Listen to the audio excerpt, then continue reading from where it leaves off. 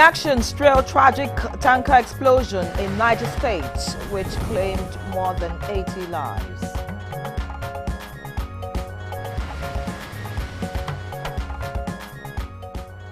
Nigeria and Egypt strategize to enhance economic potentials.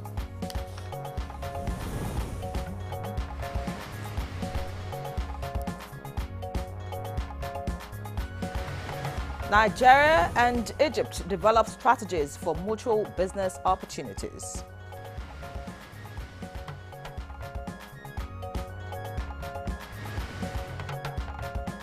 And good morning, Nigeria. Today we shall discuss the new tax reform bills.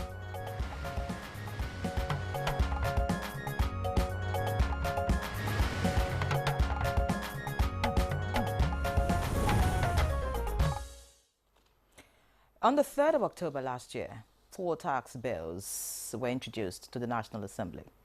They include the Nigeria Tax Bill, Nigeria Tax Administration Bills, Nigeria Revenue Service and Joint Revenue Board Nigeria Establishment Bills 2024. And these bills seek to simplify tax processes, grant tax breaks to small businesses while also easing filing processes. Now, the Senate passed the bills for second reading 1 week after they were presented by President Tinubu. A day later, governors from the northern parts of the country opposed the change in VAT distribution part of the bill, which would shift to a derivation-based model. Now, the governors argued that the reform would not benefit the North and other states. Later on, the 2nd of December, debates on the bills were suspended indefinitely by the House of Representatives. The bills generated several debates across the country until just last week, when the Nigeria Governors Forum had an engagement with the Presidential Tax Reform Committee on the tax reform bills. The forum expressed strong support for the comprehensive reform of Nigeria's archaic tax laws. The forum also endorsed a revised value-added tax sharing formula to ensure equitable distribution of resources. The agreed formula are namely 0.50% based on equality, 0.30% based on derivation, and 0.20% based on population. They also agreed that there should be no increase in the VAT rate or reduction in corporate income tax, that's CIT, at this time to maintain economic stability. But however, advocated the continued exemption of essential goods and agricultural produce from VAT. Now, the meeting recommended that there should be no terminal clause for TETFund, NASENI and NIDDA in the sharing of development levies in the bills. The governors also support the continuation of the legislative process at the National Assembly that will culminate in the eventual passage of the tax reform bills. The big question many are asking is if this development will bring an end to the controversy on issues relating to these new tax reform bills in Nigeria. Now, these issues inform our focus on Good Morning Nigeria today. Welcome to the program. I'm Yenri John. And I'm Juma Yusuf. Thanks so much for joining us. This is the first episode for the week, and our newspaper reviewer Chukudi Okoli Ubaja will be joining us shortly. But that will be after we take the morning highlights of the news. Stella Inemeti is standing by. Hello, Stella. Good morning. Hello, Juma and Yenri. Good morning. Here is the morning news. The federal government has ordered the immediate relocation of the victims of petrol tanker explosion from the Suleja General Hospital to other tertiary medical institutions where they can receive better care. Minister of Information and National Orientation, Mohammed Idris, who led the federal government delegation to sympathize with the victims and other families, disclosed that President Tinubu has directed the immediate constitution of a high-power investigation committee to ascertain the remote and immediate causes of petrol tanker explosions in the country. What has happened, and he has asked us to come here to see the situation in the hospital especially. We have just gone around the wards and we've seen those that are very critically injured, and what we are seeing here is the dire need of an emergency, a more emergency situation which the federal government is taking. The Honorable Minister of Health, NEMA, and all agencies of government that are involved will ensure that all these victims are immediately evacuated and taken to intensive care units of the immediately available tertiary hospitals here. In the meantime, President Bola Tinubu has expressed deep sorrow over the fuel tanker explosion, which caused the death of over 80 people, with many also injured. President Tinubu mourned the victims and expressed his condolences to the families affected, as well as to the government and people of Niger State. In a statement by his special advisor on information and strategy, Bayo Ononuga, the president underscores the tragic and preventable nature of the incident, as many victims were those scooping premium motor spirit from the overturned tanker. In addition, the president has mandated the National Orientation Agency to initiate a nationwide educational campaign to raise public awareness about the severe risks and environmental dangers of scooping fuel from fallen tankers. The Corps Marshal of the Federal Road Safety Corps, Shehu Mohammed, has urged tanker operators to always adhere strictly to safety standards and observe due protocols in transloading fuel products in order to prevent danger. This is in reaction to the fuel tanker incident which occurred at the Diko Junction in Niger State on Saturday, 18 January 2025. The Corps Marshal described the human losses to the Inferno as disheartening and disastrous, warning that such incidents must never be allowed to happen again. He said the Accident Investigation Unit of the Corps will work in collaboration with other agencies to unravel the causes and profile solutions that could address future occurrence. Tragedy struck in Idiroko, Ipokia local government area of Ogun State, when gunmen invaded a Celestial Church of Christ and shot to death a 54-year-old prophet, Yomi Adetula. NTA News gathered that the assailants stormed the church located along Baggage Road, Oderan, Idiroku, around 10:30 in the morning and opened fire during the service, with 3 gunmen reportedly targeting the deceased Adetula, shooting him multiple times and subsequently mangling his head with an axe. Ogun State Police Public Relations Officer Omolola Odutola confirmed the incident, explaining that police officers raced to the scene and found Yomi Adetula lying lifeless in a pool of his blood, with police investigation revealing that the 3 assailants entered the church, brandished a long double-barrel gun aimed at their target and fired shots that brought the deceased down. She said the remains of the deceased has been deposited at the General Hospital morgue in Ilaro, while the police has initiated efforts to apprehend the suspects who fled into the border area. Nigerian Ministers of Foreign Affairs Yusuf Tuga, alongside Agriculture Minister Abubakar Kyari and Water Resources Minister Professor Joseph Telumun Utsev, are currently attending a tripartite meeting in Cairo, Egypt. At the forum, Egyptian Minister of Foreign Affairs and Immigration Badr Abdelateh emphasized that the business meeting serves as a crucial platform for Egyptian and Nigerian entrepreneurs to engage, explore promising economic opportunities, and enhance cooperation through increased trade, investment, and knowledge exchange. He underscored that strengthening economic ties between the 2 countries is vital for laying the groundwork for peace, prosperity, and stability, noting that both nations possess significant untapped economic potential. And that's the news for now. Good Morning Nigeria continues after the break with Yenre and Jume.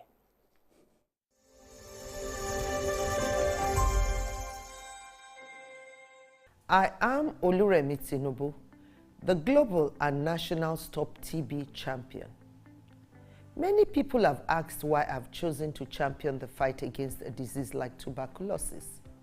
My reason stems from a deep personal experience. I once had a friend who unfortunately fell ill, and concealed the nature of his sickness until it was too late. Eventually, after he passed, we discovered he had tuberculosis. Sadly, due to the stigma and discrimination surrounding the disease, he would not speak up or seek for help.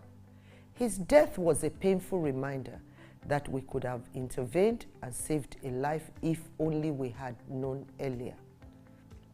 Tuberculosis is an airborne disease that primarily affects the lungs, but can also impact other parts of the body.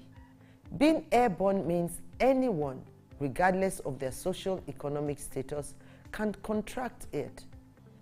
In Nigeria, 1 person dies of TB-related illness every 7 minutes, amounting to 206 deaths every day. Globally, 1 person succumbs to TB every 25 seconds, which is a staggering 3,456 lives lost daily. These deaths are entirely preventable because TB is curable if detected and treated early. If you or someone you know has been coughing for 2 weeks or more, coughing up blood, experiencing night sweats, or losing weight drastically, it might be TB. Please visit the nearest government hospital or primary health care center for proper diagnosis and treatment. TB treatment is free in all government and some private health facilities. Let us also remember not to stigmatize or discriminate against TB patients or those who have been treated for TB. Individuals who have been cured of TB cannot infect others. I call on all stakeholders, especially the private sector, to join us in the fight to end TB in Nigeria. Together, we can make a difference. Remember, TB anywhere is TB everywhere. End TB by 2030. Yes, we can.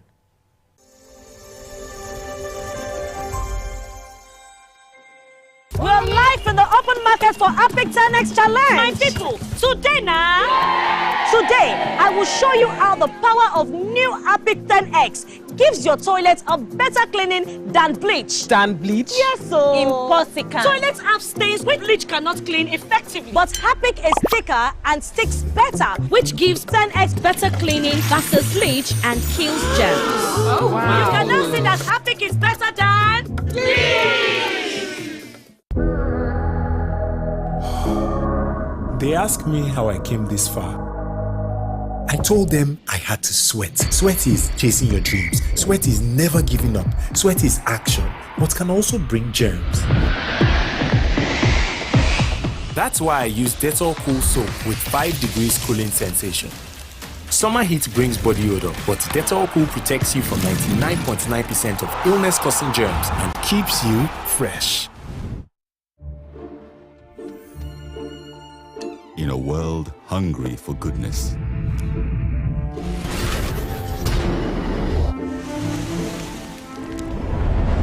with a splash of Golden Terra oil, a mom can transform a frown into a smile. Make a lunch hour a happy hour. Change no thanks into yes please.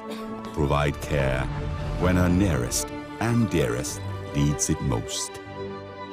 And resolve family feuds without blowing a whistle. Providing tasty, nourishing family meals is all that matters. The world needs moms, because where there are moms, there is hope, happiness, and love. Golden Terra Oil, or pure love.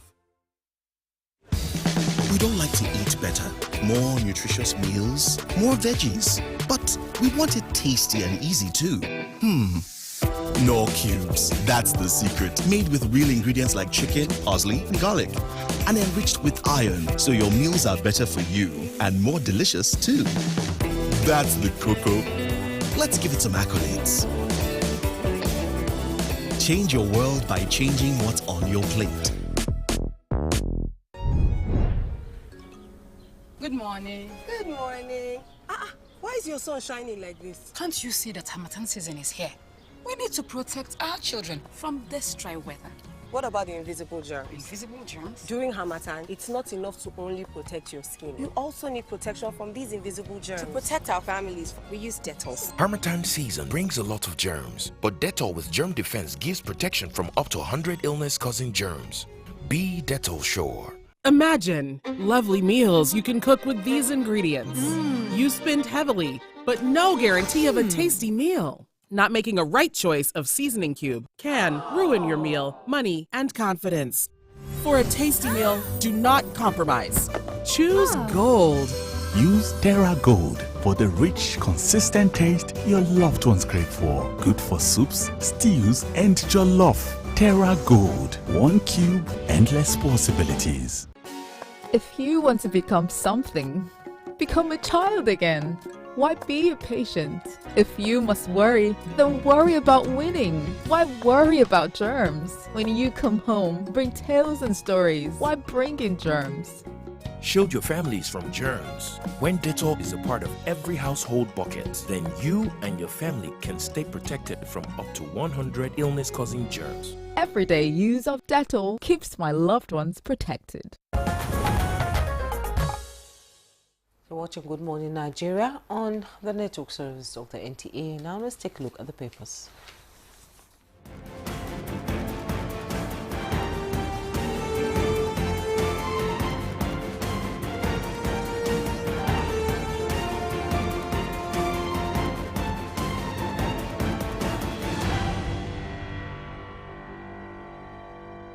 Good Okolie Ugbaja with us this morning. I did not miss that name. Prompt correction. Okolie Ugbaja. Okolie Ugbaja. I'm from Delta State. Sink. How are you, ladies? You're from Nigeria. You're a Nigerian. Oh, well. You're in across Nigeria. the Niger, you hear Okoli. Okay. On this side of the night, you hear Okoli. That's the point. Okay. So yours is I will never loan myself to tribalistic leanings. It's killing the country. So it's good to see you this morning. I hope you had a grand weekend. Oh, I did. I slept well. Wow, I feel robust inside. I hope it shows outside as well. Yeah, it's showing. It will. It's showing. Now let's quickly go to the papers. We have some papers to look at this morning. I'll begin with the Vanguard newspaper. And just above the masthead of the Vanguard newspaper, LP crisis. We're heading to Supreme Court. That's from Nenedi Usman. Details on page 2. That's talking politics now. Rising international price of crude forces hike in petrol price. With riders, OPEC predicts rise in oil demand prices. Refiners, marketers to shift burden to consumers as Dangote refinery attributes new ex-depot price to surge in crude prices. You find the details all on page 5. Badenoch attacks Nigeria again, says her terrible government destroys lives. And the presidency say we are saddened by her rhetorics. Details on page 26. And just below the masthead, high interest rate, manufacturers cut back on bank loans. Credit to sector records first quarterly decline in 2 years. And the riders say manufacturers seeking other funding options. That's coming from CPP. High lending rates, output decline, discourage lending for investment. Coming from the Manufacturers Association of Nigeria. And businesses postpone investment decisions from economic analysts. And a side piece of the picture story, efforts ongoing to rescue abducted AIG's wife.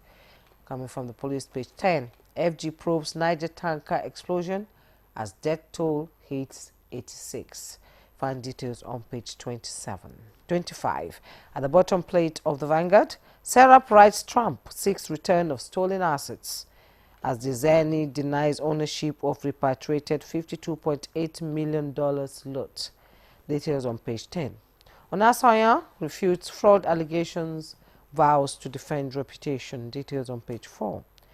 CAF CC Eyimba crash in Egypt. And details on page 31. And the picture story you see there, Donald Trump arrives Washington, D.C. President-elect Donald Trump and his wife Melania on arrival in Washington Saturday to kick off days of pageantry heralding his second inauguration as president. MAGA, what awaits Nigeria as Trump mounts saddle? Find all the details on page 8 and 9. Now let's quickly go to the Daily Trust newspaper.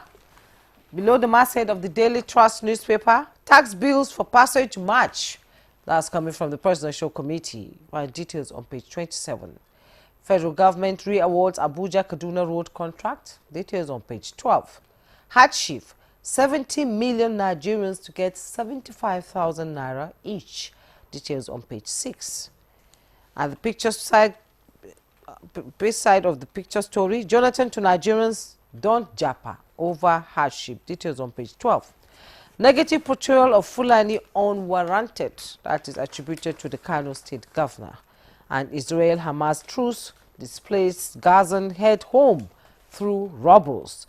Details on page 42. And the picture story you see there, Niger tanker explosion, 86 buried, 43 hospitalized, others missing. One said, I lost 6 relatives. And similar incidents killed 265 Nigerians in 4 months. That's coming from the federal government. You can see the picture story of the scene of the tanker explosion at Diko, Gurara local government area of Niger State on Saturday. Yeah. All right, let's see what the Blueprint is offering this morning. Quickly, we'll take a look at just a few headlines. The lead story here, of course, on all the papers, Jimmy, I think you already talked about the tanker explosion. But this I forgot. Please quickly hold on. Can we quickly go back to the Daily Trust newspaper? 6 billion Mambila power contract deal. That's the headlines on the Daily Trust newspaper this morning. And Obasanjo Buhari testify in Paris court. You find details on page 4. Claire. All right. So, sorry. Okay, now looking at the Blueprint, you know, the lead story here, I like the detailed report by the Blueprint. It tries to give, you know, an insight of what has happened in the past 4 months. The headline says 265 lives lost to tanker explosions in 4 months. That's according to the federal government. The riders sets up committee to stem tide, evacuates victims to tertiary medical centers. NEMA deploys rescue team, Tinubu Buhari Mon. Away from that, ASU to federal government, don't sacrifice Nigeria's education system for IMF policies. All right, and coming from the NNPCL, Nigeria transforming to producer, net exporter of refined petroleum products. The writer, why we issued licenses to national oil major others. That's according to NMDPRA. That's on page 6 of the Blueprint. Looking below the front page, we have police arrest child theft, trafficking syndicate in Ondo. Details on page 13. Serve as nation's conscience, Shetima urges media. That's on page 7. High inflation, interest rate hike will compound debt servicing, according to experts. And finally, I'm glad this made the headlines this morning. It says Lagos State government probes tragic drowning of 2-year-old pupil at Songo Tedo School. That's on page 13. That report, that's actually happened last week in Lagos. And maybe we should take this one. Suspected assassins kill pastor during sermon in Ogun. That's on page 6. All right, Chukudi. I think I had refrained from talking about Kemi Badenoch. That's the leader of the Conservative Party in Britain. But I think over time, she'll start sounding like a broken record to the British public. And they'll tell her, can we hear another story from you? Because if he's trying to validate further her Britishness by chastising her roots, I think that's whatever she thinks about Nigeria, she has to be diplomatic about it at this stage. I should think so. But the main story that is troubling every one of us is the recurring tanker explosions across the country. How many did we lose in 4 months? 265 lives. In 4 months, Nigerians. I can assure you that God did not call those people home at the appropriate time. Our habits kill them. Now, part of that habit is supervision of proper maintenance of some of these, fuel conveying vehicles.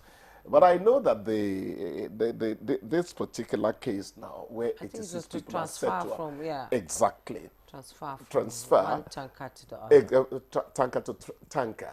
That would suggest that some carelessness happened. I heard about the presence of a generator. We read that as far back as 3 days ago. Yeah. You know, a generator where you are dealing with the very inflammable premium motor spirit. That's a half-wit, action. Well, many of those people are dead, so let's not malign the dead. Yes, but carelessness would seem to have crept into it. Just in Jigawa, it happened recently. In Jigawa, a lot of people died, and it's as if I don't understand if Nigerians don't listen to the news to know what happens. You can't scoop fuel, with buckets, Like the cameraman was telling us, one of them that was scooping fuel in a bucket, the fire followed him with the bucket, the trail of petrol that was pouring all the way into his house, and the people inside died. When you say the fire leapt after him, towards him, it's a matter of you can't really calculate the speed of the the fire that trails drops of petrol. It's boom boom, whatever the distance is. It's so sad. It's so sad. It's so sad. We must begin to rethink what we do in the name of survival. We can't be losing Nigerians every day like that. It doesn't make sense. It doesn't make sense. No, and Donald Trump arrives Washington, D.C. for inauguration. Today is the inauguration of the U.S. president. Yes, I'm not particularly one of his fans. Yeah. But as a journalist, I have to again, commend him for the near landslide. Yes. By the way, there's an adjustment in the prices of fuel. Yes. They say that international crude prices have moved. Crude price has moved up. Yeah. And of course, it's going to keep on fluctuating. That's the right word. It means that's more money for Nigeria. It's more money for Nigeria, but it means that it means petrol for the consumer. For the consumer, it's you might not be able to buy at $9.50 or $9.30 anymore. Where I live, it's gone up to $9.90. Already. If it does, yes. I saw 1,010. 1,010. Yeah. He's one of these desperados. Don't worry. Watch where you go to buy fuel. Some of them are hungry. Yeah. Briefly before we go, high interest rates. Manufacturers cut back on bank loans. But that is quite. Always come back to the consumer too. That is quite normal. When the interest rate is too high, turnover is threatened because you are depleting a lot of financial resources after a market that is shrinking as well. Okay. People are not even patronizing you as much as they used to. And then to source funds is a further problem. What it's going to do is going to stagnate consumption in some areas. And that inevitably is going to, again, lead to higher prices. Of course, for the consumer. Whichever way you run, this economy is up to you. No, but I just hope 2025 will be much better than 2024. Yeah, looking at the economy and the projections. It's going to get better. But I am one of those who keep on telling government that if you really want things to move fast in terms of the things we consume, give more attention to farming. Yeah. Because farming is the one that if we give it half of the attention it should get, Nigeria can survive just trading on farm produce and all that, exporting farm-related. Valid point. We hope it gets better. Well, on that note, we'll have to let you go this morning. Take a break. When we return, our conversation will begin. Don't go away. To all our viewers, we say thank you. A good TV station means different things to different people. What made NTA stand out for you in 2024? Babu shakka, babu wani gidan talabijin a ƙasar nan da ke nuna al'adu kamar yadda gidan talabijin na ƙasa wato NTA ke nunawa. Kò sí ibikíbi tí ẹ wà ní orílẹ̀-èdè Nàìjíríà díẹ̀ ò ti lè wo iléeṣẹ́ tẹlifíṣàn ìjọba àpapọ̀ NTA kétékété kódà tó fi dé abúlé wa. Standard NTA Bacharuru Okopa Okadigun Okoko now NTA Kalisi Akali. Strength, information, outstanding performance. NTA got the steez. For decades, we've towered high with sponsors as partners and viewers as pillars. And as we bid 2024 farewell, we welcome you to a superlative 2025. Because at NTA, you can't beat the reach. Oh, NTA say thank you. The Nigeria Coat of Arms is the official seal that represents the authority of the Federal Republic of Nigeria, hung on the wall behind the seat of the principal officer of the government, supported by the portrait of the serving President of the Federal Republic of Nigeria. It has 7 features. The black shield stands for Good Earth of Nigeria. The silver wavy band stands for the confluence of rivers Niger and Benue. The 2 white horses stands for dignity. The yellow flora is a common wildflower throughout Nigeria. The red eagle stands for strength. The wreath is in our national colors of green, white, green. The motto, unity and faith, peace and progress, is written on a beautiful yellow ribbon, and it's a maxim for all Nigerians. Be a real Nigerian. Confidence is important in life's little moments. Strong teeth can help, even if they get her into trouble sometimes.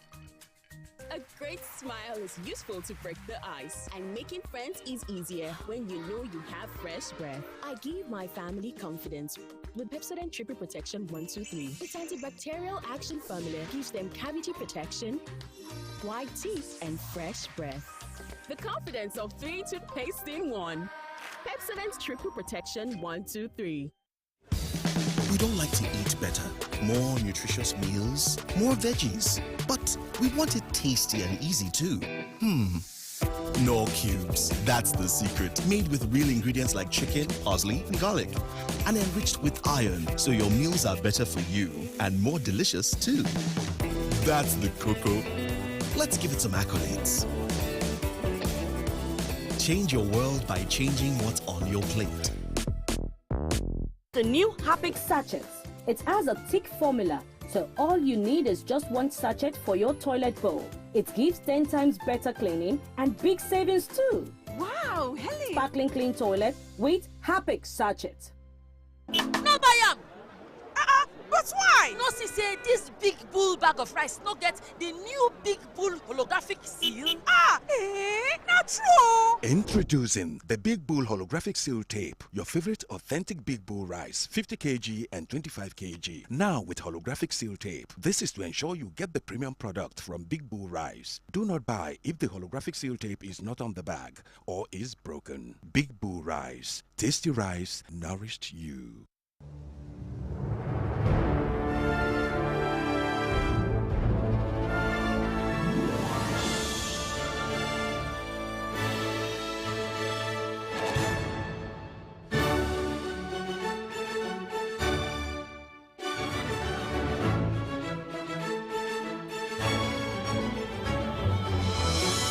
TerraCube. Unwrap joy. Unleash taste.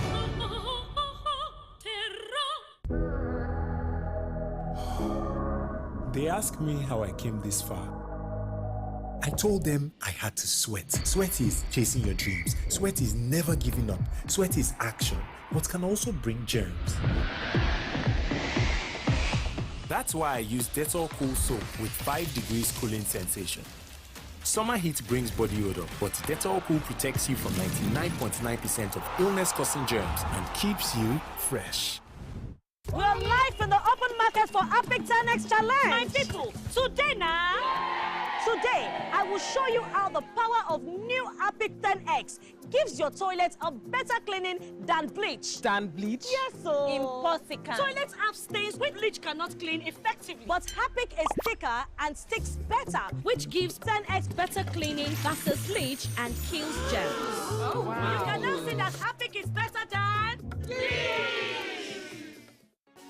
If you want to become something, become a child again.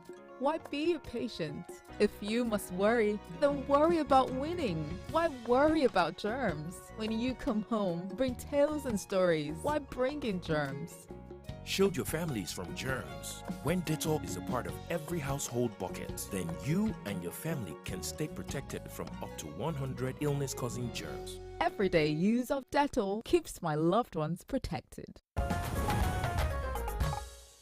All right, many thanks for leaving it locked. Still, good morning, Nigeria, live on the network service of the NTA. And just before we get into the conversation, let's take this background report put together by our correspondent on the tax reform bills. Timothy Yusuf has this. The Nigerian tax reform under the Tinubu administration has been a significant development as a pro-poor initiative, according to many. Findings show that the initiative by the presidency all began on July 7, 2023, when President Tinubu established a presidential committee on fiscal policy and tax reforms with Taiwo Oyedele as chairman. The committee aimed to enhance revenue collection efficiency, ensure transparent reporting, and promote effective utilization of tax revenues. Fast forward to October 3, 2024, President Tinubu submitted 4 tax reform bills to the National Assembly. They included the Nigeria Tax Bill 2024, the Tax Administration Bill, the Nigeria Revenue Service Establishment Bill, and the Joint Revenue Board Establishment Bill. Analysts believe that these bills aim to overhaul Nigeria's tax system, providing a clearer and more effective framework for taxation. They explained that the proposed reforms include a new value-added tax revenue sharing formula, where 60% of VAT revenue would be allocated to the state where goods and services were consumed, 20% distributed based on population, and the remaining 20% equally shared among all states. Additionally, the reforms propose exempting individuals earning less than 800,000 annually from income tax and small businesses with turnovers below 50 million naira from corporate tax. The reforms have, however, also faced criticism, particularly from northern state governors who argue that the new VAT revenue sharing formula will unfairly shift a larger share of revenue to southern states. Despite these concerns, the Tinubu administration remains committed to pushing forward with the tax reforms, which aim to create a more equitable and efficient taxation model in Nigeria. A heartwarming dramatic shift, however, took the center stage as the Nigerian governors have resolved to support the tax reform bills proposed by President Tinubu. President Tinubu has commended the governors for their unanimous endorsement of the 4 tax reform bills currently under consideration by the National Assembly. Many say the governor's support is seen as a significant step towards promoting national interest, improving the competitiveness of Nigeria's economy, and attracting both local and foreign investments. More exposition on Good Morning Nigeria. Thank you so much, Timothy, for that background report. And right now we have seated here in our studios our guests so that they can help us push the conversation and understand the tax reform better. And seated here first is distinguished Senator Simon Bakolalo. He is the senator representing Plateau South Senatorial District and former Governor of Plateau State. He was also the former chairman of the Northern Governors Forum. Good morning, sir. Good morning. Good to see you. Happy New Year. And good morning, viewers. Good morning, sir. Also joining us is another regular on the program, Professor Ucho Waleke, Professor of Capital Markets at the Nasarawa State University, KEFI, and a former Commissioner for Finance in Imo State. Welcome. Thank you, You were here last Monday, and we're here again. Yeah, thank you, It's good to see you. Good morning. Good And morning, still Nigeria. joining us here in the studio is Kehinde Kajeshomo. He's Deputy Director and Head Treaties and International Tax Policy Division, Tax Policy and Advisory Division, FIRS. Good morning. It's been a while. Good morning. It's my pleasure to be here. It's good to see you. I'm happy to be here this Thank morning. you. All right, also joining us for the conversation via Zoom all the way from Lagos is Segun Ajayi Kadri. He is the DG Manufacturers Association of Nigeria. Many thanks for joining us. Daniels. Thank you so much for having me. Okay, thank you so much, gentlemen, for joining us this morning. And I believe we have a guest that will be joining us as the program progresses. This morning, Mr. Professor Waleke, I would like to start with you. You know, I always like to get a lecture on, I always like to get a lecture on more understanding on these economic issues, these tax issues. Can you give us an overview of these tax bills, these 4 tax bills there, and for more understanding for Nigerians, because these tax reform bills for the first time raised a lot of controversy, discussions across all the social media handles, people even sitting down still talking about the tax reforms. Can you explain it to us, and why it raised so much eyebrows when President Bola Ahmed Tinubu introduced the tax reform? Thank you so much, Jumai. Of course, we say tax is a major fiscal policy tool that the government uses to achieve macroeconomic goals. One of which is, of course, to stimulate economic growth and development. You will also want to use tax to also stimulate employment and also redistribute wealth. These are some of the goals that governments all over the world pursue. In the case of Nigeria,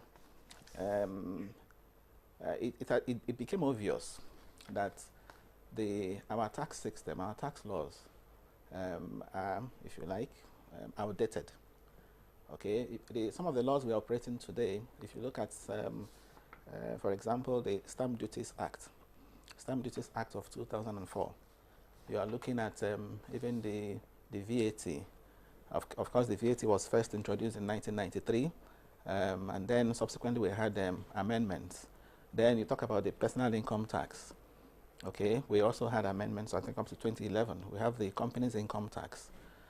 It became obvious that, it was time that these tax laws, became modernized. And that was why one of the objectives of the tax reforms, is to modernize, the tax laws. And apart from modernizing them, there was also the need to even streamline them. You have pieces of tax laws here and there. So there was the need to harmonize them into one tax law. And that's why the first one you find there is the Nigerian tax bill. Yes. The Nigerian tax bill seeks to harmonize all these pieces of tax laws, whether it is the PIT, the CIT. I've told you the meanings of them. The stamp duties, the VAT, harmonize them. Then there is also the issue of even tax administration. Okay, again, there's also the need to modernize tax administration, and more importantly, to even integrate tax administration and simplify tax administration in Nigeria. And that's why we also, in addition to the Nigerian tax bill, we also have the Nigerian tax administration bill. All right? And then there is also the issue of even the relationship between the fiscal federalism, if you like, relationship between the federal government and the subnationals, again in terms of revenue, administration and collection. And if also when disputes arise, between these tiers of government, what do you do? So that's also why we also have the Joint Revenue Board Establishment Bill. Okay, what that does, of course, currently we have the Joint Tax Board. Okay, the Joint Tax Board that is also, if you like, comprising membership is done by the federal and the state, but that is only limited to issues around personal income tax.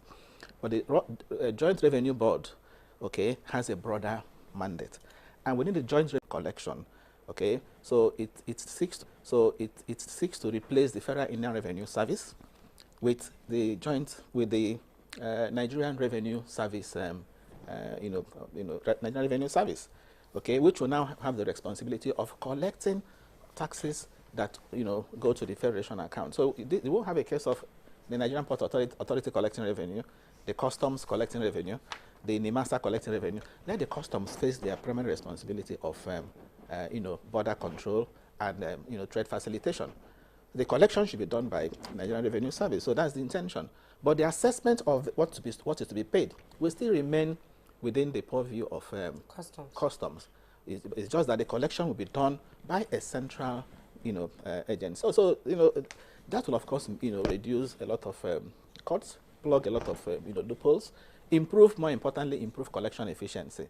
So the whole idea of these tax reforms, as I said earlier on, is to modernize our tax system and ensure that collection efficiency is achieved. And more importantly, in the course of this discussion, I will talk about use tax to redistribute wealth, use tax to improve employment, to create employment opportunities, also use tax to stimulate economic growth and development. That is the primary objective of these tax reforms. All right. Many thanks, Professor Uche Uwaleke, for that explanation and your opener for this conversation, because we'll get back to you. There are so many areas of this tax reform bills that we need to talk about. But I'd like to get to Kehinde Kaje-Shomo now, the Deputy Director in Head Treaties and International Tax Policy Division, Competent Authority Department of the FIRS. That's about to change, of course.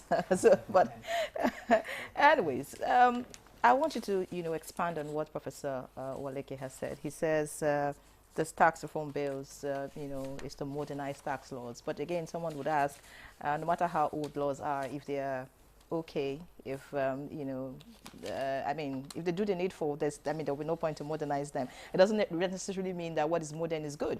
Okay, but just speak to us about, some of the controversies, really, just in details now, some of the components of the tax reform bills and, what you know about that. Thank you. Yesterday, I was speaking with, having discussion with some leaders in my church. And after the conversation, it dawned on me that Nigerians still have misconception about the laws, actually. Some Nigerians still believe the laws are here, the reform is to tax Nigerians more. So I think we need to continue to emphasize this, that this bill is actually here to ameliorate the sufferings of Nigerians, not to add to their burden. And that's an important message I will like to pass this morning, and I want to continue to hammer on.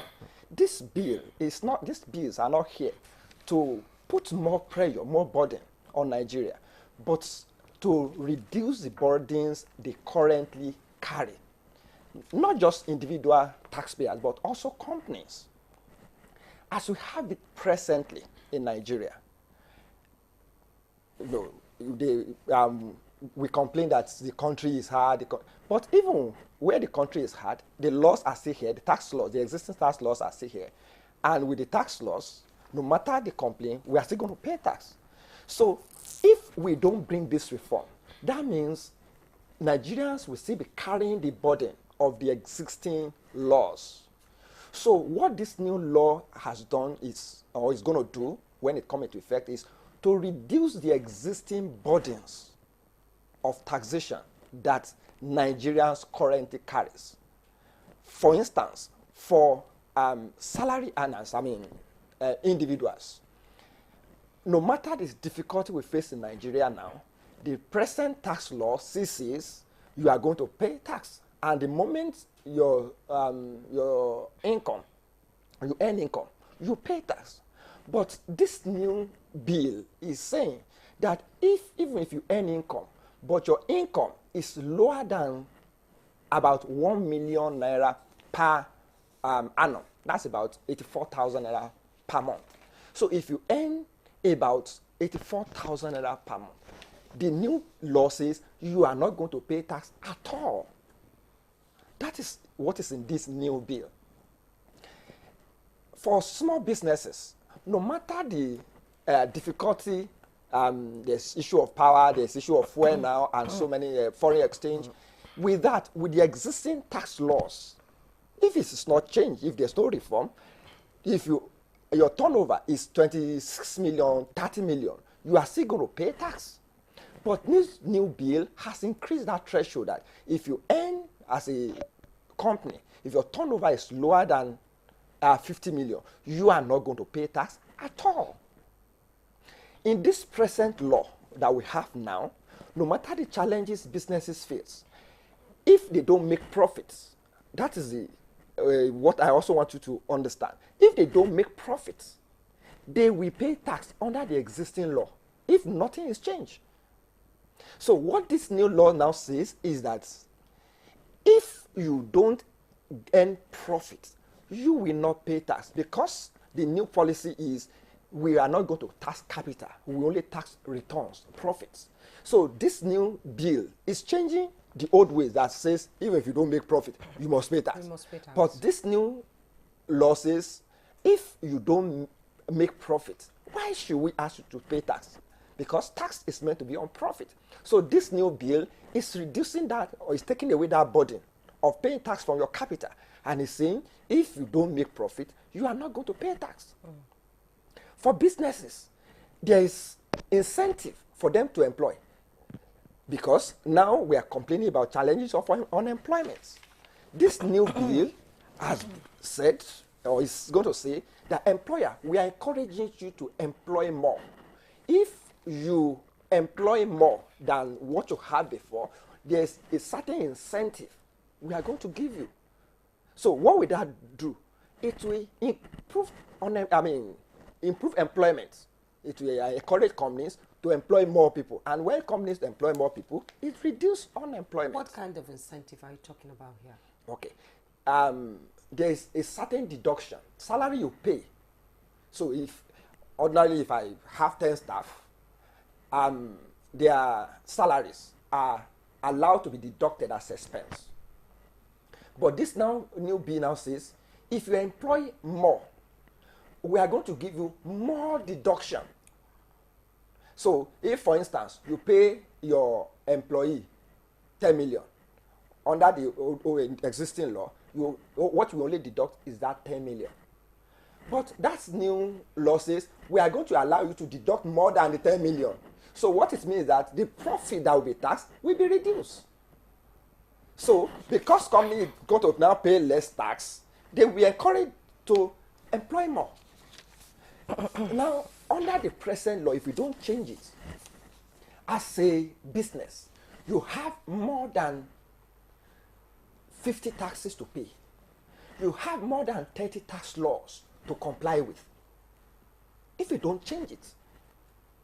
So the modernization we are talking about is saying this is a burden on you. It doesn't happen anywhere in the world that you get your businesses to comply with more than 30 tax laws. What time will they have to do their businesses? So what this new law is saying is that you don't have more than 4 tax laws to comply with. You are not going to have more than 9 taxes to pay, down from 50-something taxes you were paying. That is what is in this new law. We salary earners there is reduction in the taxes we are going to pay. There are some categories that will not pay tax at all. The 84,000 per month I spoke about. Then for others, if you earn salary, if your salary at the end of the month is not more than 1.2 million, your taxes you are paying under this new law will reduce. Of course, you are still going to pay tax for those categories. What's the percentage? The percentage of what you're going to pay. pay. So it's not a specific percentage. What I was done is the graduation rate, because the higher you earn, the higher your rate of tax.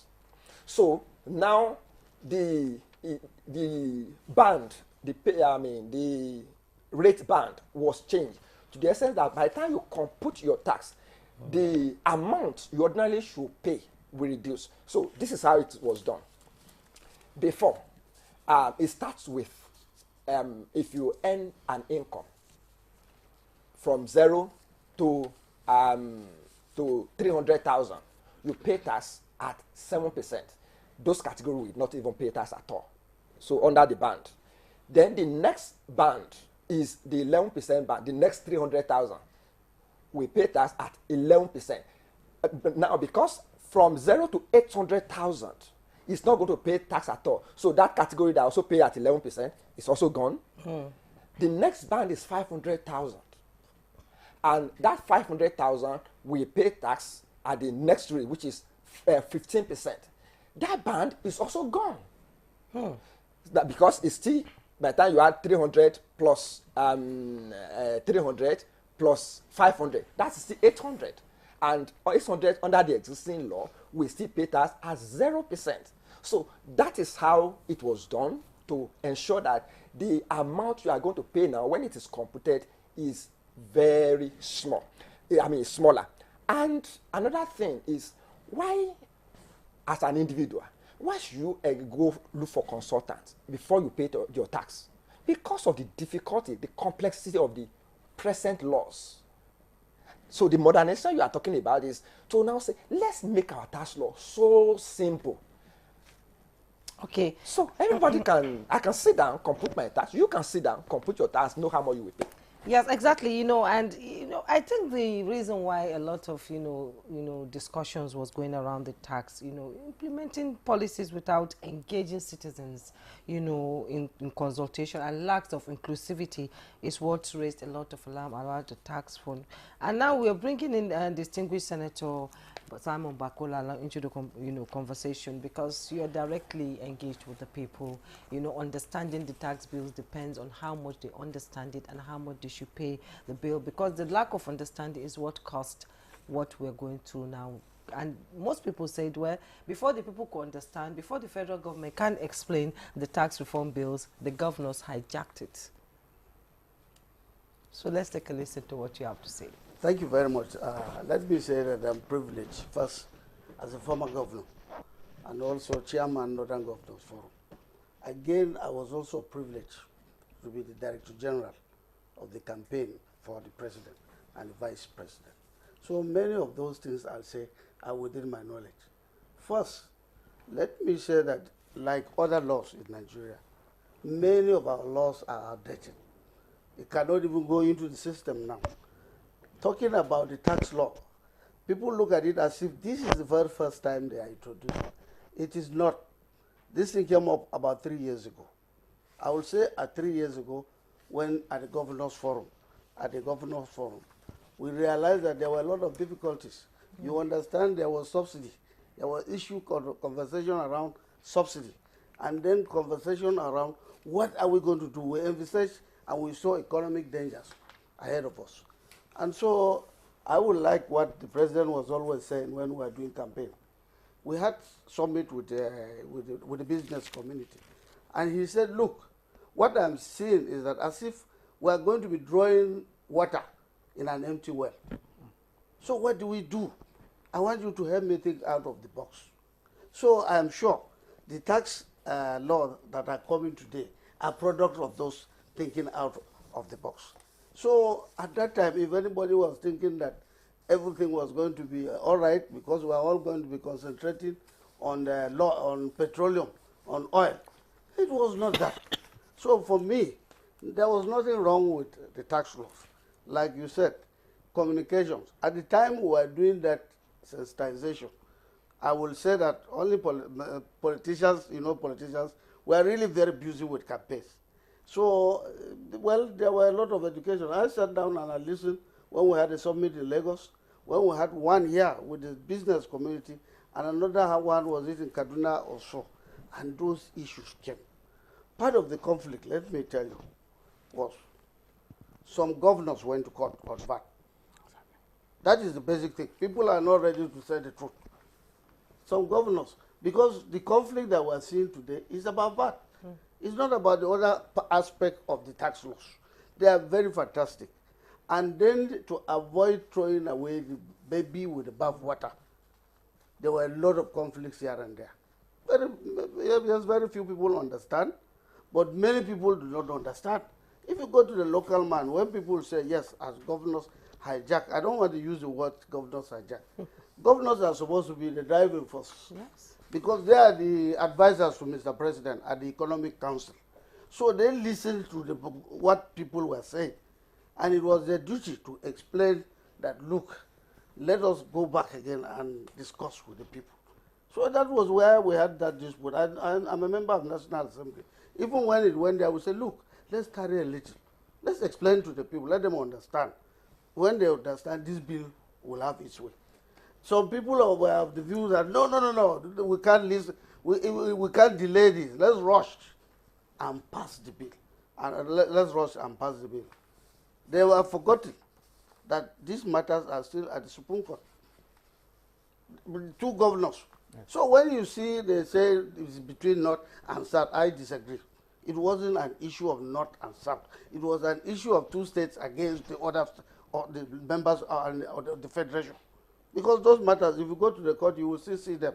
They are Rivers, Lagos, yes, against the rest of Nigeria on issue of VAT. On issue of VAT. But why are governors insistent on, on the issue of VAT? Why is it so important? Well, you can see it from the explanation. At that time, let me tell you, at that time, it was an issue of the right of the states to collect VAT. To collect VAT. Well, if at that time, without enough sensitization, you allow that, it means some states will be at advantage, heavy advantage over other states. Lagos will be at advantage, Rivers will be at advantage, but the remaining part of the state will also be very, very poor. They can't collect VAT and they can't even use what they proceed. But today, because we needed all of us to meet together at the level of the Governors Forum, let me now speak on behalf of the Northern Governors. When we saw that danger, we went back to the Governors Forum, the Northern Governors Forum. I said, look, we are seeing danger. If at the end of the day they succeed in the Supreme Court, it means those of us in the North will be suffering. A lot, you can't go back. What are you going to collect? There is no VAT on agriculture and all the allied products. So we are going to, what are we going to rely on? That was why we set up various committees at the Northern Governors Forum. The Economic Committee, the Security Committee, the Youth Committee, and everything. And that was what propelled us to get to even to the level of struggling to go back and commission the oil in Bauchi. You remember the Colmani? We said, let's go back to Colmani. Let's go back to the basic. Let's go back to what was in the North, textile and everything. So it gives opportunity to states who are relying on federation account to also think out of the box. I think, to me, it's a good thing. All right. Because now it has enlightened people. All the governors are saying they are struggling. I will take it as a governor. They are struggling because they are thinking of what to do. Why they are saying allow us to explain to the people is let us explain so that we are not taken taken by surprise. And I will also say that yes, they are talking to a president who is a Democrat. When people say no, he is not going to listen, I say no. I work with him. I know the president is listening. Even when he says this, he's listening because he's a man that he will say this in the afternoon. In the night, he's doing dialogue. He's calling people and doing dialogue. I know it so many times that he invited the governors, so many people, and went into dialogue. So you can see the delay. The delay has also come out with something today. Yes, yes. Now the governors have agreed and said, this is our position, Mr. President. Mr. President said, okay, I listen. I agree with you.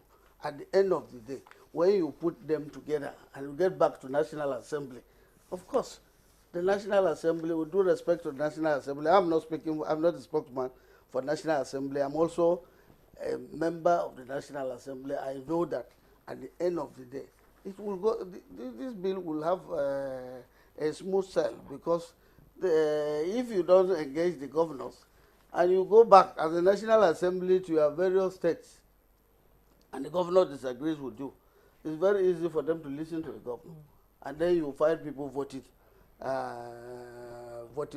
different ways. So I must say that I've identified the conflict, the areas of conflict, because I also want, as a person, to ask them, why is Lagos and Rivers, why are you still at the Supreme Court? This matter is also already been captured by the tax laws. And if this thing is agreed, then they should go back and withdraw all those cases. Withdraw all cases from the court so that no suspicion is created between North or between the South. All and right. I said it is not between North and South. It is between some few states and the Federation and the Federation. So I must commend the approach too of Mr. President, and I also commend the governors for even sitting down, agreeing within themselves, so that people are not seen as if They are hijacking. Thank They are you. not hijacking. Thank you very much, anything. Senator Lalong. Of course, we'll get back to you. All right. This conversation continues. Let's get to the man, DG now.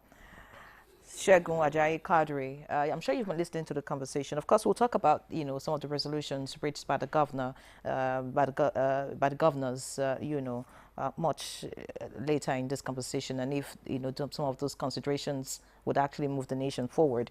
But I want you to speak to us how these tax reforms, affects you and those in your association. Manufacturers. Speak to us about the CIT, the company income tax, the rate, that it would be when this takes effect. Is that okay by the manufacturers? Because, of course, I've listened to so many conversations. Some have said, well, the fact that companies, get to service themselves, power, water, a lot of things that, they have to deal with on their own. The rate for the CIT is a bit too high, and they're seeking for a reduction. I want to hear your view about all of this. Okay. Again, thank you for having me. I think I would like to join those who commented earlier about the tax reform, which is exemplified now in the tax bills, the 4 tax bills that are before the National Assembly. We all agree that it's necessary for us to reform, and just the way it is giving relief to the private citizens of Nigeria, it's also giving relief to business. And I think that's why earlier on we made it clear that manufacturers stand fully behind the tax reform. Apart from the ease of doing business, there is the cost of doing business. And this is what directly relates to the tax reform. We've seen, and I think it's been said on this platform, that an average manufacturer in Nigeria pays between 60 to 120 different taxes, levies, and fees. In some cases, they can't even differentiate between what they are applying by different tiers of government, the federal, the state, and local governments, and quite importantly, non-state actors. So we are buffeted from so many angles. So when you have a reform that tries to streamline all of this and makes it definite about what you are expected to pay, even from the beginning of the year, it helps your planning. It helps predictability. You are able to make up your mind how to run your business and what to expect. I think that what has become very controversial is the VAT. And there are quite a number of reform that has taken place. And most comments have been about the rate of VAT, not taking a holistic view at the reform of VAT, which has tended to correct many abnormalities and made it important for us to have specific rates. When it was 7.5%, the effective VAT rate was much higher. But the critical one you have asked is the CIT. And I think that's the only area that one will be happy if the governors are able to rethink. Because the support of the governors is very critical. And I believe that's why you mentioned it. Critical in the sense that there's really no federal citizen in Nigeria. All of us belong to various states. And we know the important role that the governors play. Many of us focus on the federal budget, but there are 36 plus 1 budgets outside that of the federal government. And the way it is spent, the way it is expended, will affect individuals and businesses more especially.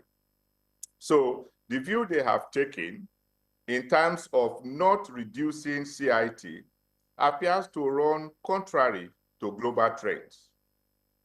You will see, for instance, that the global average for corporate income tax is 23.51%, which means that even bringing it to 25% as proposed in the bill is still above the global average, but better than the 30% that we have it. If we look at leading economies in the world, Russia is 20%, America is 21%, the UK and China, 25%. In fact, Singapore is 17%, which shows that there is merit in reducing the the CIT rate. If you look at our competitors in Africa, South Africa, I think, is about 27%. Algeria is 26%. Ghana, our neighbor, is 25%. And Egypt, a rising economy, is 22.5%. So we needed to move in the direction of the world and to deliberately incentivize investment and make it easier for existing companies to be able to do business. Like you already mentioned, there are so many factors that are affecting business. Infrastructure, policy, insecurity, quite a number. So when you are able to give relief in a way that is structured, in a way that is effective, and in a way that investors will be able to touch, we believe that it's going to yield a lot of gain. And it's one of the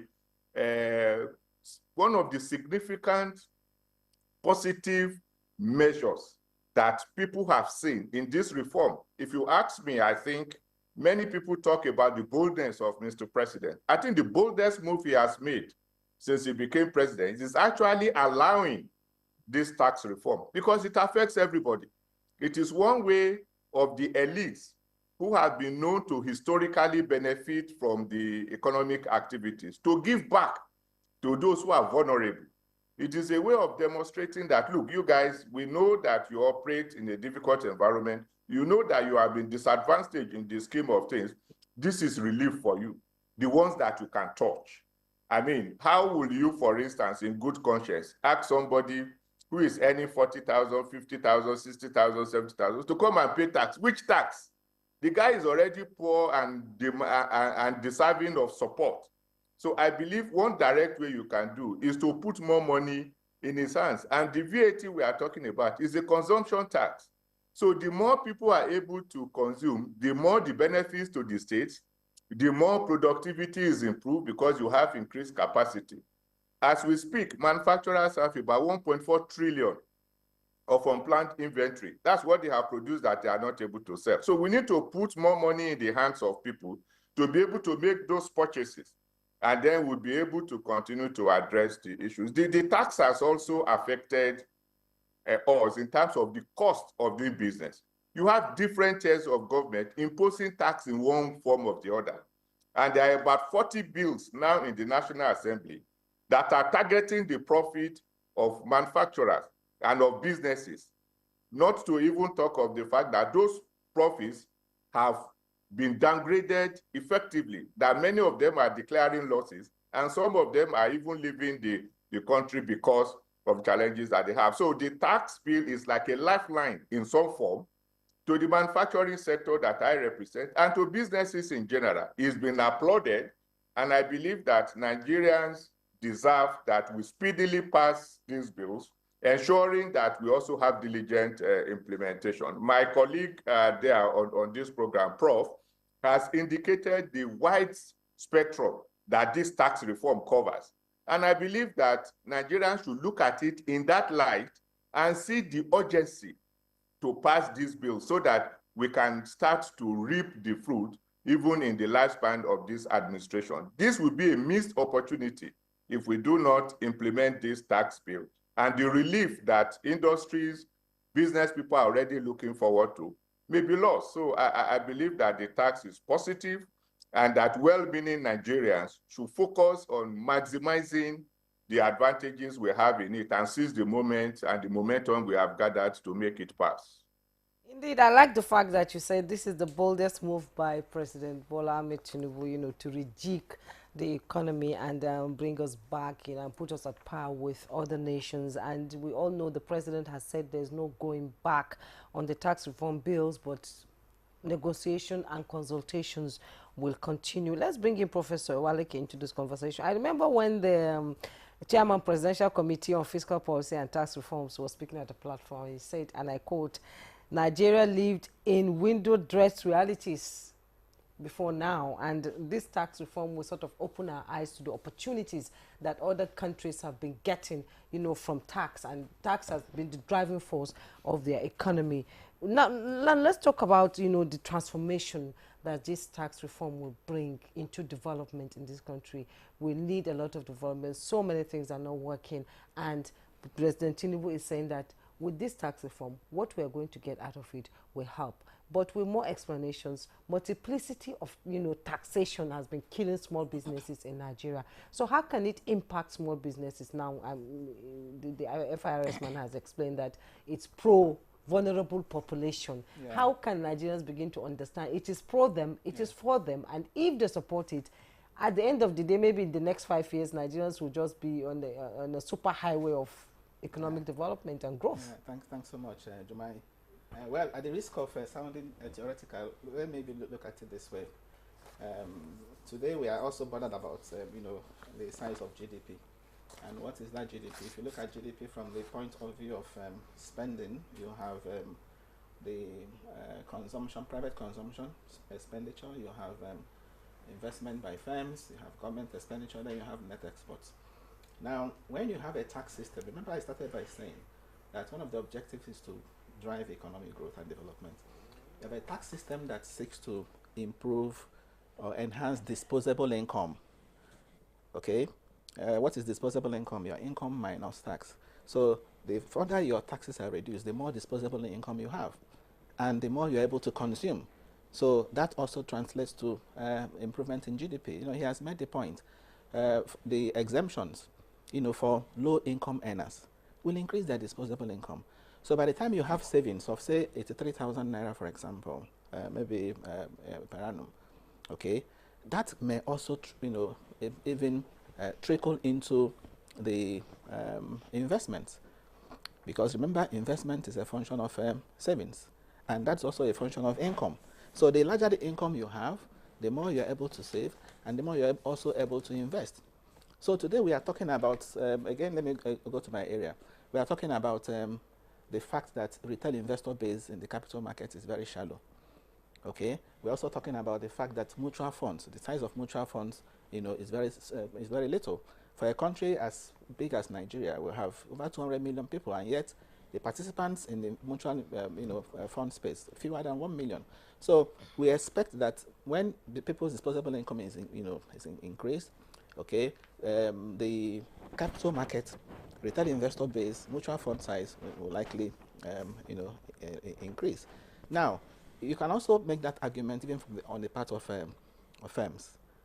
So we have seen it. You said it over 60 different types of taxes. If you interview a typical a small business owner or a typical,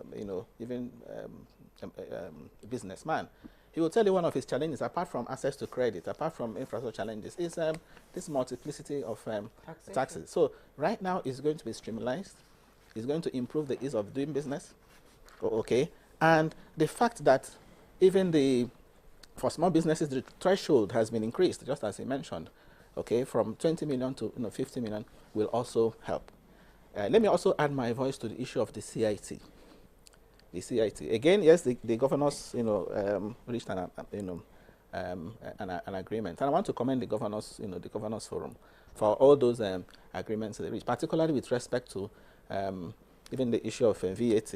Okay, VAT, the governors have said they don't want to hear, they stand, the VAT should be maintained at 7.5%. Okay, they're also saying with respect to sharing, the formula, the derivation component, which the committee proposed at 60%, should now become 30%. Okay, while equality should be 50% and population 20%.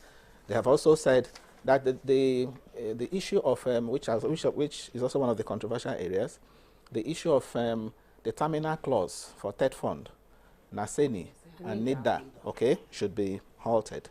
Okay, they've reached all that agreement, and more importantly, if you look at the number one thing they said in the communique, that they all endorse the tax reforms. Okay, so but again, the only way I have reservation, which is also why I'm happy that even the bills, the legislative process will still continue. I expect that there will be public hearing. Okay, people to also come and talk. My only concern with that communique is also the issue of the company's income tax, where they have also said it should not be reduced. Now, the proposal, as you had the DG man talk about, is that company's income tax should be reduced from the current 30% to 27.5% this year, and from 2026, the CIT should become 25%. Okay, that's the proposal, and I had wished that the governors would have allowed that. But their fear, of course, understandably, would be doing so. Could reduce the money that goes to the federation account, and that will also affect what they get to share.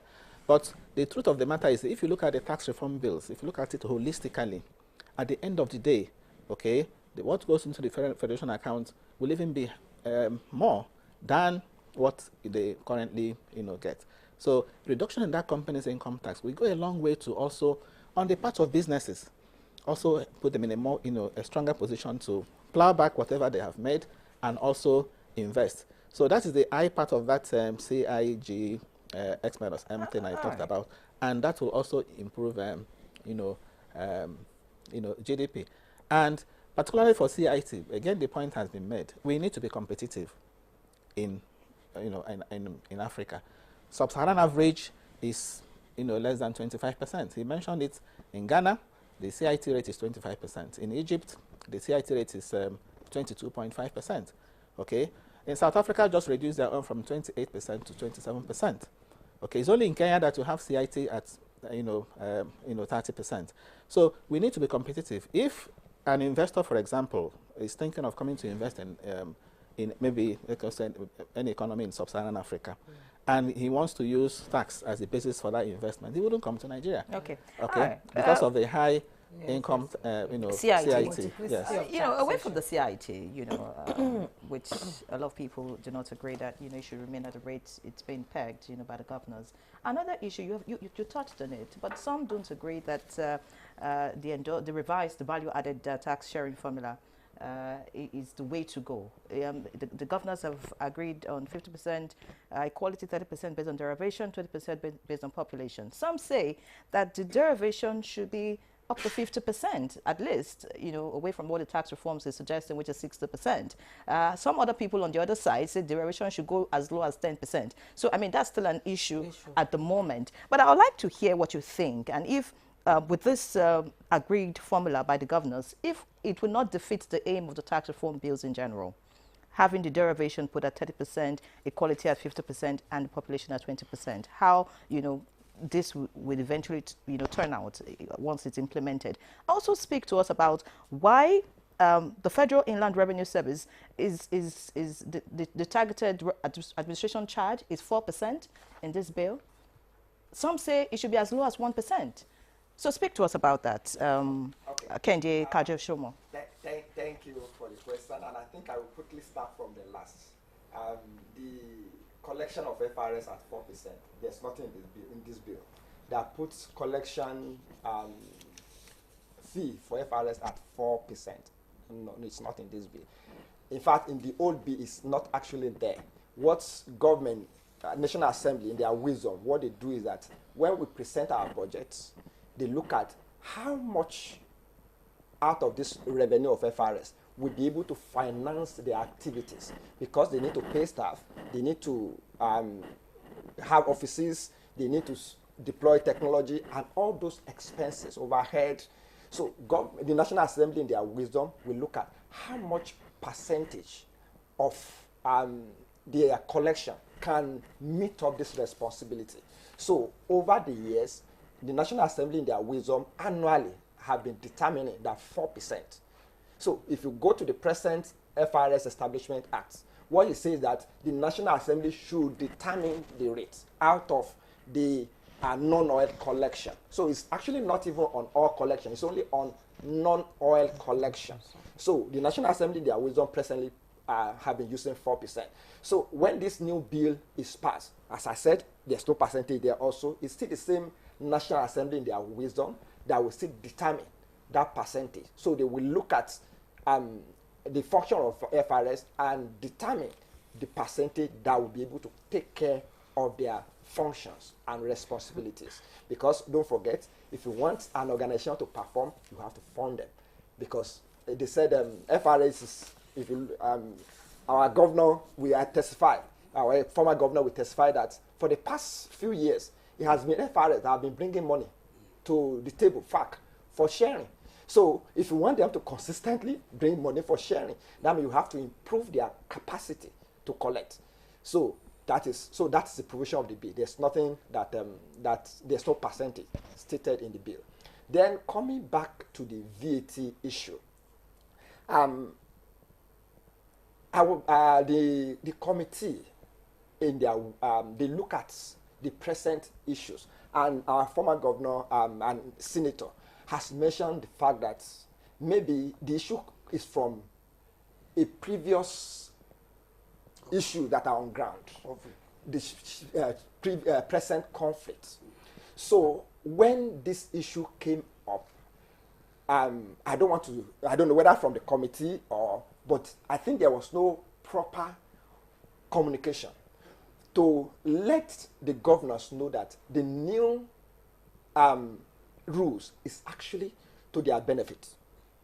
I'm not a politician, so this one will now affect me anyway. And of course, the governors in their wisdom have decided.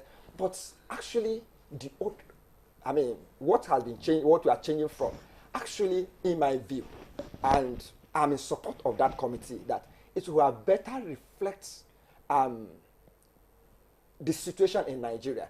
And what is the situation? There's this misconception that the present, what the committee did, the 60% the committee did was to benefit some Lagos, but actually it's actually meant to correct that anomaly. Because there was an anomaly that when companies file returns, tax VAT returns, they file VAT returns based on their head office. So the governors, I think most people that were speaking on the bill were looking at section 77, the one that shared. But they did not look at section 22, subsection 12, that speaks about what you do before you share. So what you do before you share is in section 22.12. It says that when you are submitting returns subsequently, don't submit returns based on head office. Submit returns based on where that consumptions take place. So it's going to change from the present rule that make a company that is located in Lagos, headquarters in Lagos, that file returns as if all the VAT is coming from Lagos. But based on section 22.12, it's going to file returns based on this was consumed from so and so place, this is consumed from so and so state, this is consumed from so and so state. So when that VAT has been allocated based on where it is consumed, that's when the derivation, the rule in section 77 now comes in. So that's where the little misunderstanding is. The little misunderstanding. So I'm of the view that I'm not contradicting the governor. They are in their wisdom, and I know they also have economic advisor that might have advised them. But in my personal view, I align with the committee that the previous provision will have benefited those states more. But now we have the new agreement, and we hope it will be passed. And yes, because we all know VAT is where the big money is. Actually, that's where most countries make most of their money. I hear you have another appointment right now, so we have to let you go. Thank you. Kajeshomo, Deputy Director and Head, Treaties and International Tax Policy Division, Tax Policy and Advisory Division, FIRS. I'm sure it is a continuing conversation on the tax reforms until it is implemented. So we hope to see you soon. Thank you so much for coming. Thank you. It's my pleasure to having be here. you. Yes, thank you. So we'll take a break. When we return, our conversation will continue. It's important in life's little moments. Strong teeth can help, even if they get her into trouble sometimes.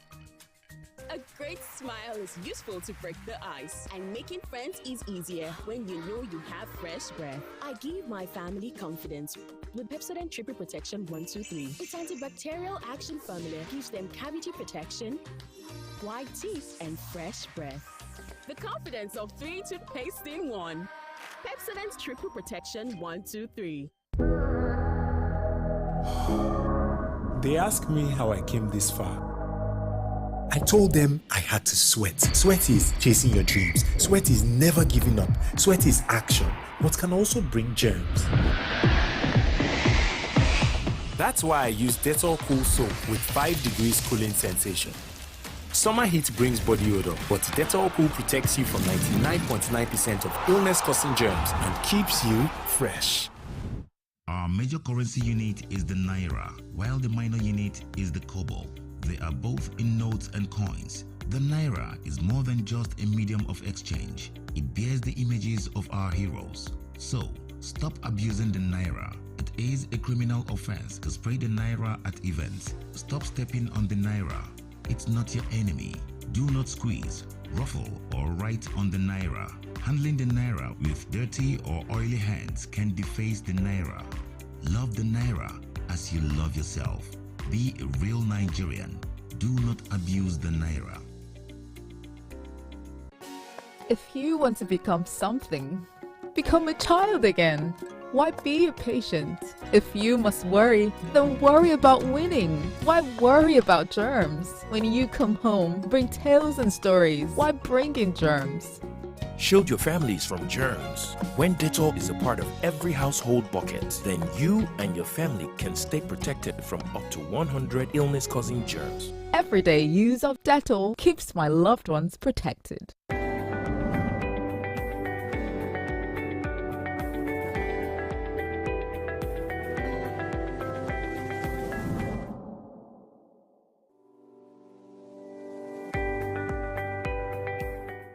When we think about the digital economy, you can see it as the marketplace for digital goods and services. And increasingly, it's becoming a force to reckon with and an incredible contributor to economic growth, because we've seen the growth in technology and digital platforms. Technology has it really permeated every aspect of life and business, the way we live, the way we work. And when we talk about the digital economy, we're really talking about leveraging technology and digital platforms in a powerful way to drive growth, to drive solutions to problems, to drive applications, and to provide services. The digital economy is something that has the potential to help Nigeria leapfrog a lot of its development challenges, right? Because think about what the mobile phone did for Nigeria years ago. That is the potential we have for digital, because it has a way of reducing the barriers to innovation. It has a way of being able to transform service delivery, whether it's government's delivery of services or whether it's services in the health system, where people can use digital to actually be able to see their patients better. But it takes a lot to realize that potential of digital. The first thing is like every other thing, there's an infrastructure you have to build to be able to make sure that digital economy can thrive. Think of something like, capturing that happens in Nigeria, right? Where you capture, people's biometric when they go for a driver's license, when they go for passports, and each of those are separate things. Imagine a system where you're able to streamline that and actually have a platform that exchange biometric information that makes it easier for people to access passports, easier for people to register to vote. But today it's very tough, right? But those are basic infrastructure that needs to be invested in. A lot of it is through government and private sector collaborations to make it happen. If we're looking to accelerate growth in the Nigerian space, we really need to look at enabling the digital economy. That includes providing digital infrastructure, connectivity, because that's the highway, like the highway that everything rides on. We need to think about digital capacity building in terms of the suppliers to the economy and also the consumers within the economy. So a robust digital literacy initiative. The good thing about technology is that, one, it helps you to transcend boundaries. Two, it creates a level playing field, really, because if you create a solution, it's a technology-based solution that is applicable in this environment, that same technology can be applicable, exported to other environments. And, technology platforms also help drive collaboration, right?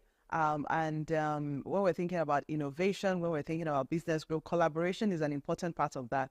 So when we think about the impacts with the rest of the world, we find that actually technology platforms are giving us an opportunity to engage more actively, to collaborate, to create partnerships, to even export our knowledge and services for people to engage with all the great things I'm talking about technology and digital platforms. They need access, internet access, broadband access. So we need to make sure that access is more available and affordable for the average user.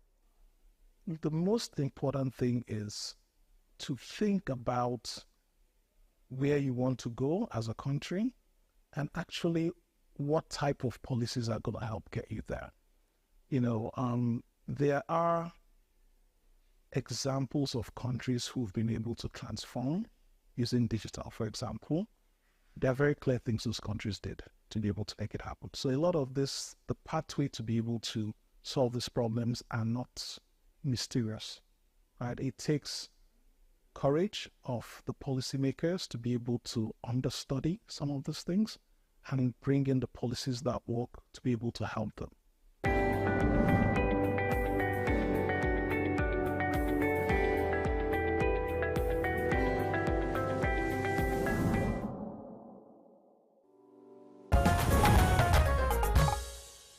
All right, many thanks for remaining with us. It's still Good Morning Nigeria, live on the network service of the NTA, and we're looking at the tax reform bill's developments, you know, arising as a result of it, and you know, all the different issues. I guess they're still very much with us, and we'd like to get to Senator Lalong now. And you know, you were speaking earlier. I was listening to you, Kinley, and you talked about the fact that the tax reform bills was born out of the desire to think outside the box.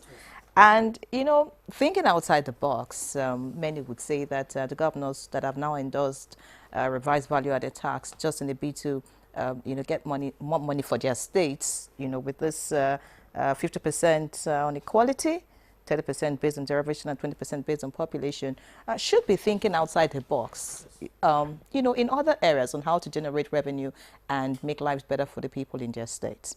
Some have also questioned that, you know, with these tax reform bills, it may just mean that there will be more money to share amongst the states, but may not necessarily affect the lives of the average Nigerian.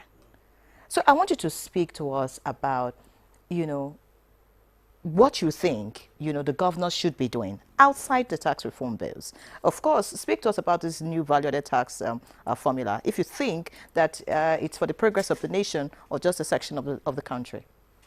Well, I would say that let me not draw a conclusion, because first, sometimes discussing this issue at this time, I'm a member of the Finance Committee that is looking up to this, and let it not be a conclusion of the Senate on this issue. Number two is that all we wanted was a process like this, for the governors to have opportunity to go back and dialogue with their people, for the president to also have interface with a lot of people on this, to listen to people. From this agreement, I think the president listened to people. The governors also made their point. I think they can also well go back to tell their people that they are also representing the people. The same thing with the National Assembly members. So many of us were worried, because if the way and manner it was going, it would be difficult to go back and start explaining. You know, we are politicians.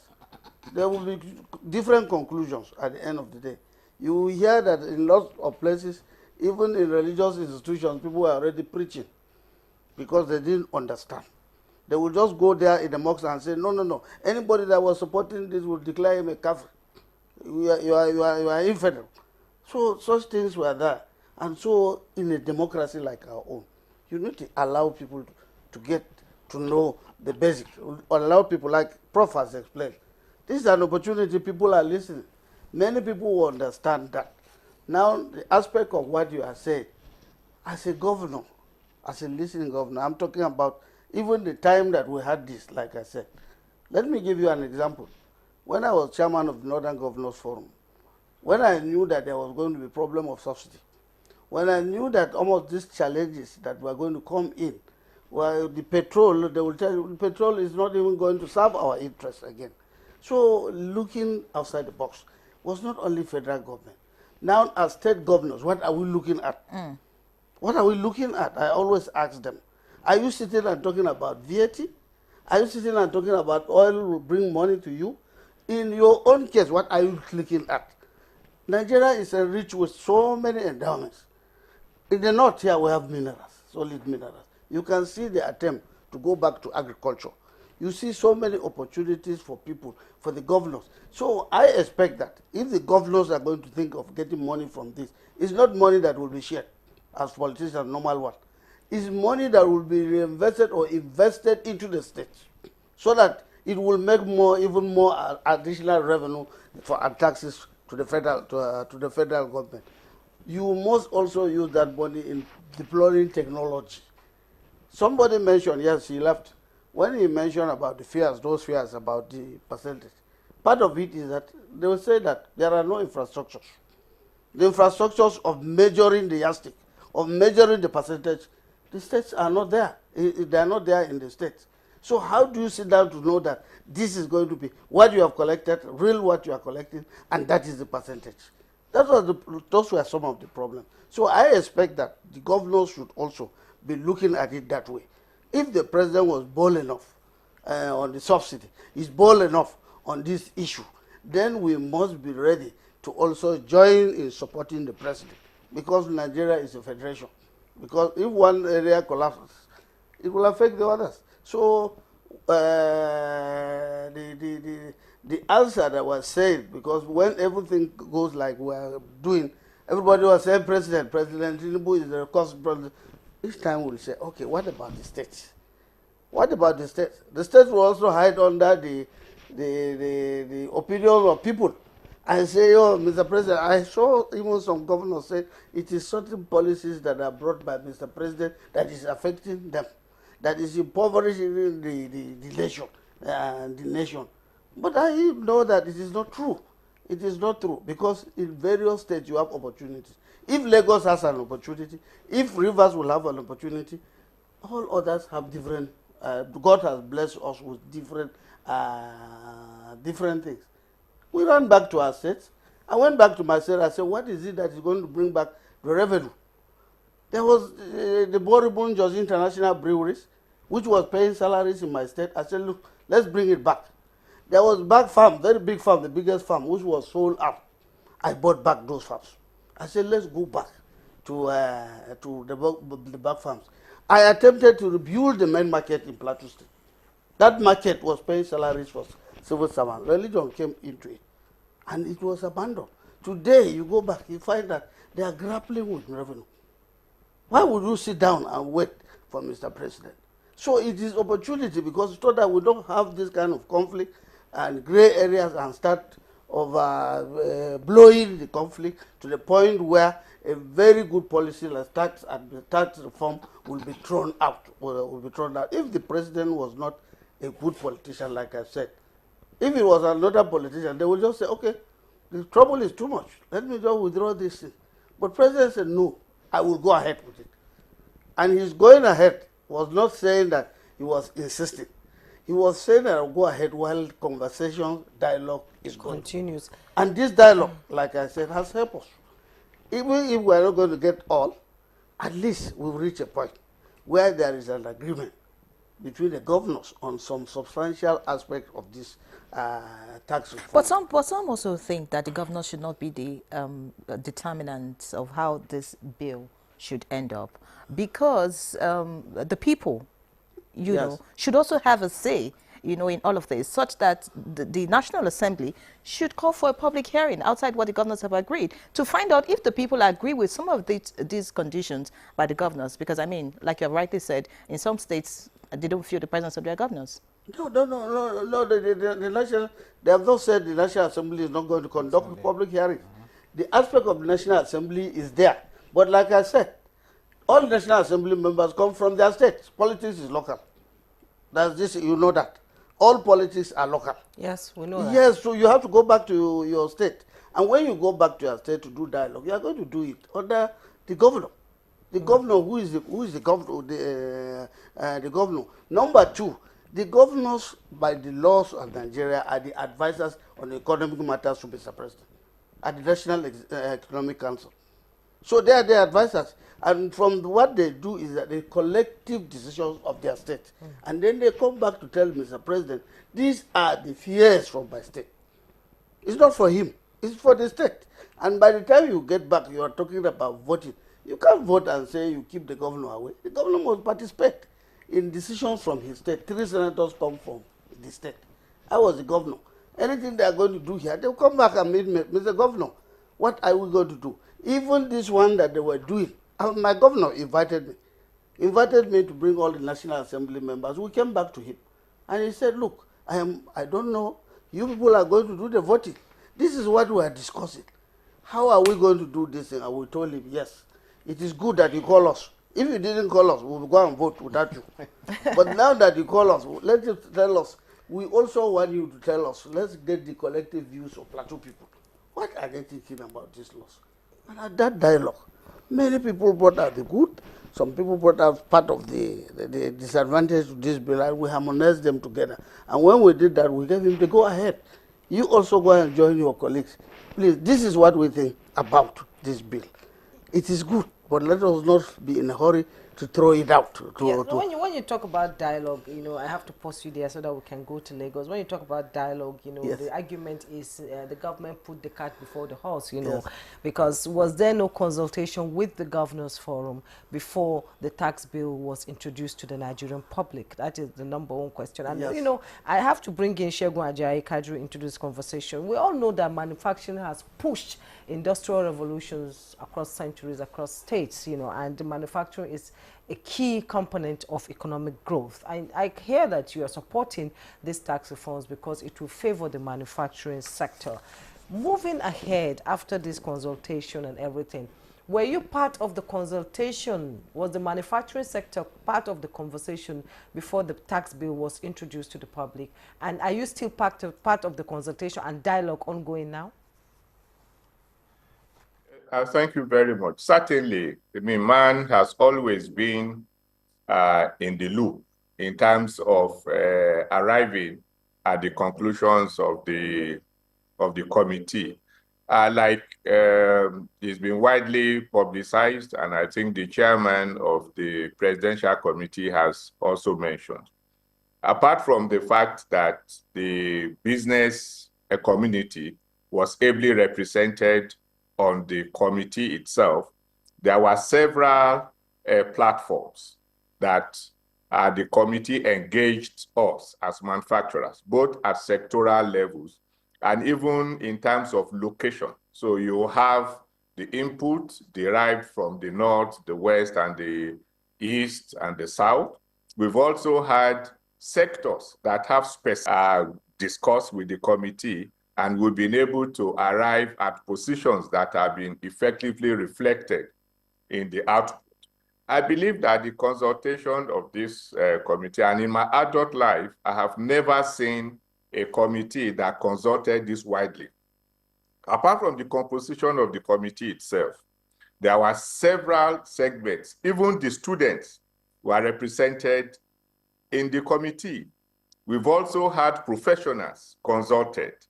The state governors were also consulted. I'm aware that on several occasions, the committee was to meet with the Governors Forum, but maybe because of the exigency of office, they couldn't honor such invitations. But I'm aware that more than 4 times they have attempted to meet. And also we had the FRA, the State Revenue Service. They also have some representatives on that committee. So I believe that we had a wide range of consultation. But the truth of it is that consultation is a continuous process. And you may even consult with somebody last month, and maybe the objective condition under which you operate has changed. So we must continue to refine the process. We must continue to work on the bills such that when it is eventually passed, it represents our collective wisdom and agreement. The manufacturing sector is very critical. I've always said that manufacturing is not just like any other business. It is a strategic choice that a nation has to make. So if you are industrialized, you are wise. I'm not aware of any economy in the world that does not have a virile manufacturing sector that supports its national growth. In this part of the world, we have a very big population, 250 million people. Where are you going to get people employed? Where are you going to achieve the inclusive growth? Where are you going to achieve the 1 trillion economy that the president aspires to? Who is going to get the 1 million jobs that the president is looking for? So except you mainstream the interest of the sector in whatever reform you are making. And that speaks to why MAN and other organized private sector groups were actively involved In fact, I believe that tax is so important that whether or not the committee should call you, you should even go to the committee and say, look, I have issues. And I'm aware that the committee actually received requests for consultations, consulted with ministry, departments, and agencies of government, private sector group, professional groups, and they offered excellent advice to the committee. I, for instance, had fantastic opportunities to lead my sectoral groups, to have a conversation with the committee. And we are, like I said, we are satisfied with it. The VAT that is Segun Ajayi Kadri, good to know that the Manufacturers Association of Nigeria are satisfied with the tax reform bills. I'd like to get to Professor Uche Owaleke as we round up this conversation now. It's one thing to be satisfied. It's another thing when it comes to implementation. I read a report that by July, if this is passed, by March, okay, well, all of this will be implemented. But some people, some analysts, economists that I've listened to have said that in the implementation process, it should be phased, from one phase to the other, not wholly. Some say it's like if you want to treat an ailment, like doctors will prescribe a drug in the morning, afternoon, and evening. They don't tell you, okay, take 10 drugs all at once. Just like with the subsidy regime and all of that. Some said if it was in phases, maybe the economy would have been a bit stable. But I want to know what you think about this. And then what's your final take about the VAT issue? Some say the 7.5% should be reduced to, say, about 5%. Just speak around this on a final note as we round up the conversation. Okay, quickly, let me start from the last one. In 30 seconds, please. One at a time, yes. Okay, the one of 7.5%, VAT again. And there was a time I did an article on, an article that says there was need for us to look at the tax mix that we have in this country and make it in favor of, consumption tax. And when you say reduce the 7.5% VAT rate, you also, as I talked about being competitive, you also look around us. Ghana, for example, the VAT rate is 15%. If you go to South Africa, well, considering the inflation figures at the moment. Yes. So the point is this: if you further reduce that, for example, it may also affect the size of the revenue. Let me say generally that I think the subnationals will benefit a lot from these tax reforms. Yes, the FG is ceding 5% of what they used to have, from VAT. Is ceding it to the. Many thanks, Professor Uche Owaleke. I have to get the last words from distinguished senator. What was the last word? What is the way forward between the governors and whatever resolutions they've reached now? How implementation, it's always key in 30 seconds. Implementation is key in Nigeria. Implementation is very key. We are looking forward to the National Assembly now, continuing with the process, concluding the process, and then we'll now be talking about implementation. So I expect that Nigerians will also come to contribute during the public debate. And then at the end of the day, we will not have that rancor that we're having. We'll have a smooth passage of this bill. And then we'll go back, because we'll not stop at passage of the bill. I think the committee, like a contributor said, must also create an opportunity to do more enlightenment during implementation. Let them not stop at the passage of the bill, because there will also be different groups coming, we're into even politics. after passage, true. Yes. So at the public hearing, everybody can come in and... of course, yes. I don't know the board. I'm not the chairman. But at the end of the day, opportunity will be given to a lot of people. Every Nigerian sectors come and sectors, make their Thank you. Thank you very much, Senator Simon Bap. Many thanks for being our guest. Senator representing Plateau South Senatorial District, former Governor of Plateau State, and former Chairman of the Northern Governors Forum. It was a pleasure to have you on the program. Thank you very much. I look forward to having you some other time. Of course, this conversation is continuous. And yes, Professor Uche Owaleke looks like he'll be our most regular guest this year, because, many thanks, Professor of Capital Market at the Nasarawa State University, KEFI, and a former Commissioner for Finance in Imo State, Professor Uche Owaleke. Many thanks for your insights on the program. We also want to appreciate Segun Ajayi Kadri, the DG Manufacturers Association of Nigeria, who joined us. Wish you the very best, and of course your colleagues in your association. Kajo Mosho, who joined us from the FIRS but had to leave due to a pressing important engagement. All right, so that's Good Morning Nigeria today, the very first for the week. Many thanks for watching. I'm Henry John. Live it locked on the NTA. Indeed.